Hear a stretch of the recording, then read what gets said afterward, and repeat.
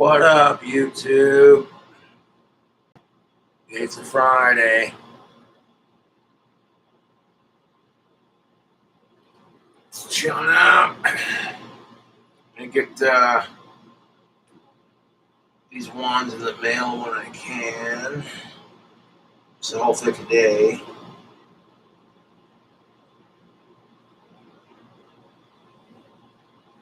Not a whole lot, dude. Just chilling out. The audio, it's still here. I can see the bar.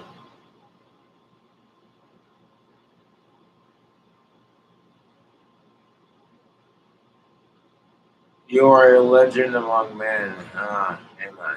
Huh.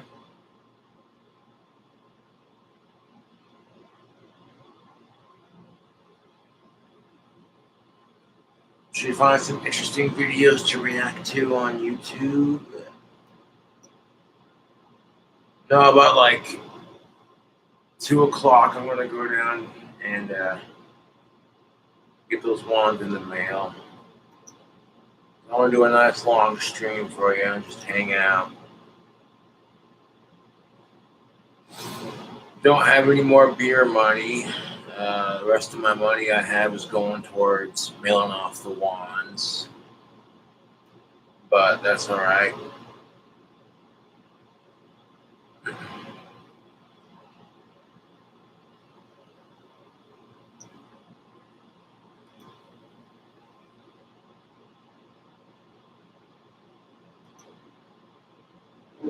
There's a new soap. Can you smell it? I mean, Skip. So yes, Cuba is real communism. This is a video by Sydney Watson. Yeah.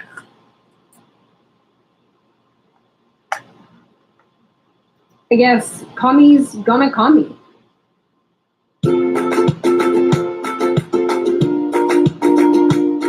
Hi, my name is Sydney. Welcome back to the Thunderdome.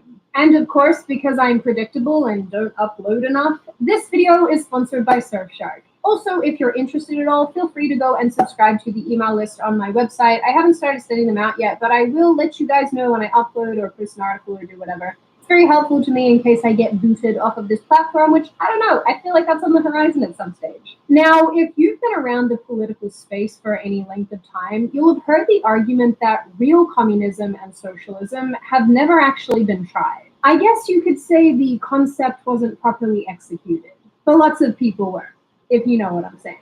Saying bannable things this early in the video.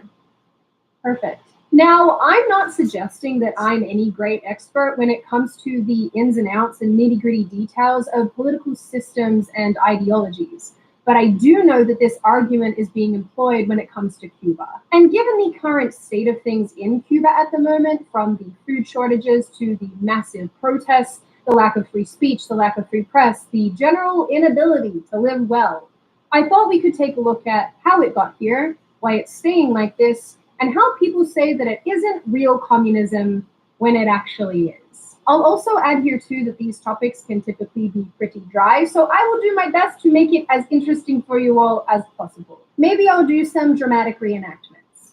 I don't know. But before I once again welcome you onto my hell gondola, let's hear from our sponsor, Surfshark. Okay, repeat after me.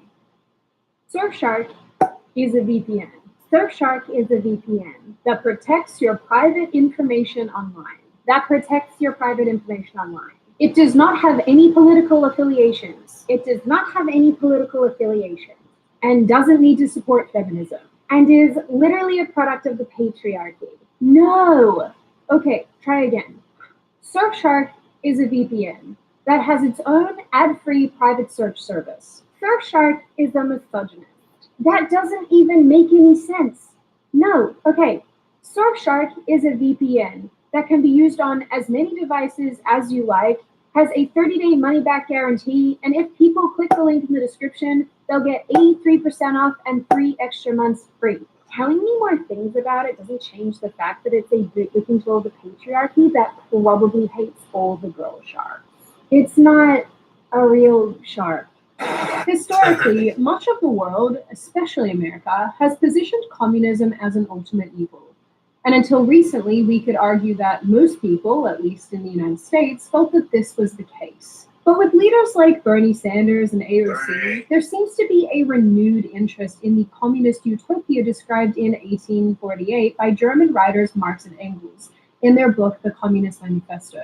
Actually, funnily enough, when I was reading about Marx, apparently he was supported for most of his adult life by Engels, because he never quite made a living wage, leeching off of other people right until the end. Kind of sounds like something else we know. The Russian Revolution, which overthrew 3 centuries of monarchist rule, had its roots in Marxist ideas. Vladimir Lenin built his new proletarian government based on his interpretation of Marxist thought, setting in motion many political structures and ideas that we see today. Since then, what communism is and how it has or hasn't been instituted has been widely debated.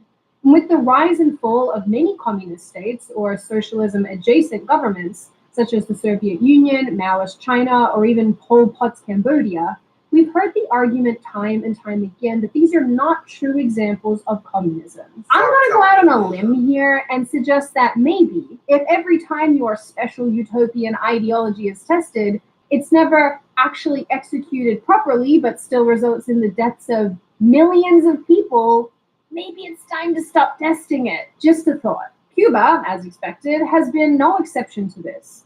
And now we're seeing arguments about the cause of the country's downfall. On one hand, we see protesters chanting about freedom, carrying American flags, and rallying against the government. We're here because of the repression of the people. They are starving us to death. Havana is collapsing. We have no homes, nothing. We have Cubans living in America speaking about the living conditions of their home country. So let me tell you what's going on. There's no coffins for dead bodies. If you have a dead family member, they get pronounced dead. They get wrapped in a bed sheet. You get delivered the dead body, and you have to take it home with you. What you do with the body, they don't care. You have to figure it out. If you don't have a car, they don't provide transportation, and you have to take the dead body home walking. There's no drinking water. Food costs $200 US. A pound of rice costs $200 US. You don't want to know how much a 10-pound one costs. If you don't have family here in the United States to give you money, you have to figure it out. You have to figure it out. Because the only way you can get money in Cuba is if you get it sent to you by here. Oh, and here, it takes months to get to Cuba. They shut off their light and water at 7. As soon as the sun goes down, your electricity gets shut. Internet is shut right now worldwide in Cuba. That's why we're not getting any new news. But we have family there. Everybody's out on the streets right now, just the same way they were yesterday. They're out on the streets right now. There's no medication. There's no Advil. There's no antibiotics. There's no butterfly needles. There's no IVs. There's nothing. There's nothing. And now is when people are hearing the screams out of Cuba. I'm sick and tired of this dictatorship. And my whole life, when we visited Cuba, you could not say a word against the government. All the while, news outlets here in the US, politicians, and other political organizations. Dude, that is some bullshit. $200 US for rice? Jesus Christ, I thought groceries were expensive here in the States. Dude, I feel sorry for Cuban citizens, dude. That's rough. Dude, that is... Here in the United States, if you speak out against the government, they might call you a conspiracy theorist, but that's, at the end of the day, that's that. They have no free speech over there, and that's really sad, dude. They don't have access to fucking prescriptions. Jeez, YouTube.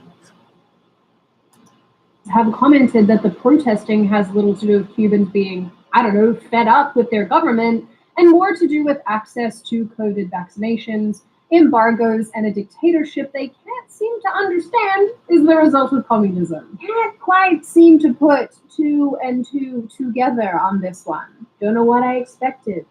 Logic is an elusive creature, a rare creature, almost as rare as a child independently deciding its own pronouns. According to a State Department spokesman here in the US, Sydney. Cubans are exercising their right to peaceful assembly about rising COVID cases/deaths and medicine shortages. Black Lives Matter, who coincidentally tweeted well wishes to Fidel Castro upon his death in 2016, explicitly blamed the poverty, lack of freedom, and food shortages on America's embargo with Cuba. An embargo, mind you, that in 2001 lifted restrictions on the trade of food.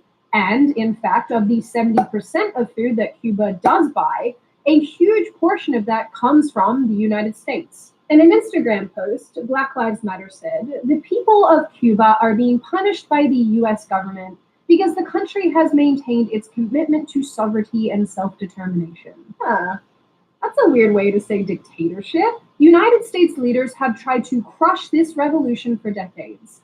Instead of international amity, respect, and goodwill, the US government has only instigated suffering for the country's 11 million people. It's worth noting, for those of you who are unaware, that an embargo is a government order that restricts commerce in a specific country. The US imposed this embargo on Cuba in response to Castro's seizure of land without compensation and other provocations, such as arresting US citizens. Interestingly, in the last 2 weeks, Biden said that Cuba is a failed state and said that it is repressing its citizens. He followed on by adding, "Communism is a failed system, a universally failed system, and I don't see socialism as a very useful substitute, but that's another story." Did Biden string words into sentences? That's, you know what, that's actually just shocking on its own. But did he do that in a way that I agree with? What the fuck? But despite the denial from Black Lives Matter and even the mainstream media, the state of Cuba... I wish the whole world had freedom and democracy just like the United States. It'd be a much happier place, man.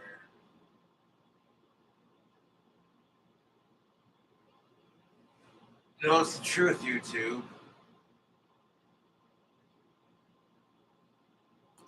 According to many people and many experts, has everything to do with communism. Since the mid-1900s, the state has been governed by the Communist Party of Cuba, making it, in the eyes of some experts, one of the few surviving Marxist-Leninist communist states, where the role of the vanguard Communist Party was enshrined in the Constitution. And for those who claim that Cuba isn't real communism, it is. Or at least it is what inevitably happens when anyone tries to impose Marxist principles to create a worker-led utopia. So I guess we have to give the purple-haired leftists a point here. Real communism has never been achieved because it's not possible. Communism, as described by Karl Marx, is a pipe dream. A very violent, life-stealing pipe dream. When the pipe dream gets close to being achieved, it can only and has only ever existed for a short period of time. Early Soviet Russia showed us that. The worker-led committees born out of the revolution were quickly replaced with Lenin as the supreme leader. The reality is, communism will inevitably degenerate into totalitarianism run by an autocrat with a proclivity for command economics.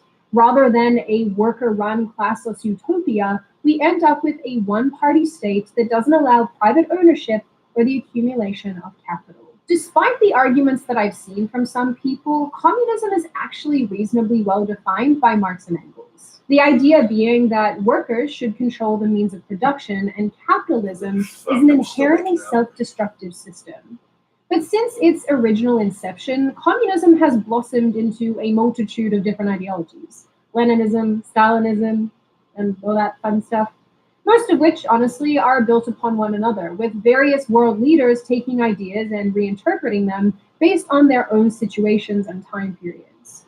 Mao Zedong, for example, committed to Marxism as the philosophical basis of the revolution in China, and much of his writing was a re-articulation of Marxism and Leninist principles in the Chinese context. But even though he initially supported the Soviets, Mao eventually called for the elimination of foreign dogmatism, the blind imitation of the Soviet experience, and obedience to their directives. Mao, just like Lenin and Stalin, was responsible for the deaths of millions of people. Millions. Christ. This dude was basically a massive serial killer. I mean, they all were, but this guy's no good. Now, you're probably wondering how all of this applies to Cuba. Cuba is described as one of the last true communist states in the world, besides Laos, or Lao, I apparently don't know how to pronounce words, North Korea, and sometimes even Vietnam and China, depending on who you ask. Yes, I am aware that China is run by the Communist Party and that the people in the People's Republic of China have very little say in their republic, but China is a whole other animal on its own. So don't yell at me. Now, for the sake of discussion, let's consider communism by these three major characteristics. Command economics, which is a system where the government, rather than the free market, determines what goods should be produced, how much should be produced, and the price at which goods are offered for sale. It also determines investments and incomes. Single-party leadership, and the state owning the majority of the means of production. When it comes down to it, we may not agree on all the fine details, but with broad brushstrokes, we can more or less accept that these are overarching communist principles. So let's start with single-party leadership. When Fidel Castro assumed control of Cuba following the revolution in 1959, he instituted himself as a totalitarian autocrat, and a pretty violent one at that. The guy was pretty big into firing squads. What is with these people in mass murder? How can you have a worker-led utopia if everyone is dead? No What am I missing here? In the 60 years since, not much has changed. Castro went on to be succeeded by his brother, whose name I know looks simple, but apparently I am incapable of pronouncing, who was then only recently replaced by Miguel Diaz-Canel. I have no idea how to say Spanish things, don't bore me. According to my reading, voting is possible in local elections in Cuba, but citizens are not able to vote for the country's president. Surprise, surprise. What? In addition to that, electable nominees must meet a series. So you can vote for your local leaders, but you can't vote for your president. That's some bullshit. Yeah, man, fuck communism, dude. That's just wow. That makes me so grateful for what I have, YouTube, even if it isn't much. It always could be worse. Series of requirements to even make it onto the ballot. You know, including but not limited to getting the okay from the Communist Party. Wow, so free and cool! This style is similar to China with Mao, to Russia with Lenin and Stalin, to Laos with Sisalith, and basically like every one of its leaders since World War II. In essence, there are no elections, and the ones that exist are essentially a farce. Dissent is often crushed. When you remove democratic processes, such as legitimate elections, for example, when you remove mechanisms for leaders to change, autocrats become embedded and leadership becomes ossified. Sydney, nobody knows what ossified means. It's obviously a flower. It's not. It's not a flower. Leaders become flowers. Read a book. Ossified means becoming set or rigid. There you go, a new word. Let's remember here too that Cuba, like its other communist counterparts, does not have free speech or free press. Jack Murphy, a political commentator, posted a series of photographs in 2019 to Twitter from his recent trip to Cuba. In them, he describes propaganda seen in Cuba, from billboards to bookstores stocking only specific kinds of books, and there being only one accessible newspaper. The internet has even been described as a thorn in the side of the Cuban government. The current president of Cuba, whose name I'm not going to try to say again because I don't want to be bullied, was originally a fan of the internet and actually encouraged its use. But he's quickly become disillusioned with the internet, faced with its enthusiastic use to criticize authorities. In April of this year, a video went viral on social media showing a dissident artist, whose name I'm also not going to try to pronounce, being arrested in a poor neighborhood of the capital. Dozens of activists, independent journalists, and artists have complained on Twitter that police are preventing them from leaving their homes, a favorite ploy by authorities to prevent mass gatherings that could lead to anti-government protests. This would explain why, during the protests that we're seeing at the moment, the internet was quickly cut off. It's harder to assemble if people don't know what's going on. Similar to the actions of Maoists in China and the Cheka in the early Soviet Union, it's been reported that journalists and dissenters are arrested in their homes for protesting the Cuban government. Perhaps you could argue that this is just yet another symptom of a one-party state. Huh. Are you still interested in a solar-powered generator? Because pay special attention, because I'm going to do something that until recently. Kind of sounds like some of the things happening here in America and Australia and the United Kingdom. Wait a minute. Nope. You're allowed to protest the government here in the States, Sydney. Don't get it twisted.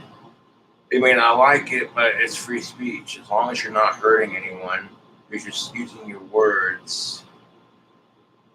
So don't even, you know what I'm saying? Like, food here is a lot cheaper than it is in Cuba. I'm sorry, but that's the truth. You can buy a bag of ramen noodles for $1. Now, when it comes to command economics and the government owning the means of production, Cuba has that down pat. When Fidel Castro assumed control of Cuba following the revolution, he went on a nationalization spree, taking over telecommunications, oil refineries, property held by religious institutions, foreign-owned assets, and Yo, I gotta use the bathroom and I don't want to do it on camera, so I'll hop back on stream here in a second.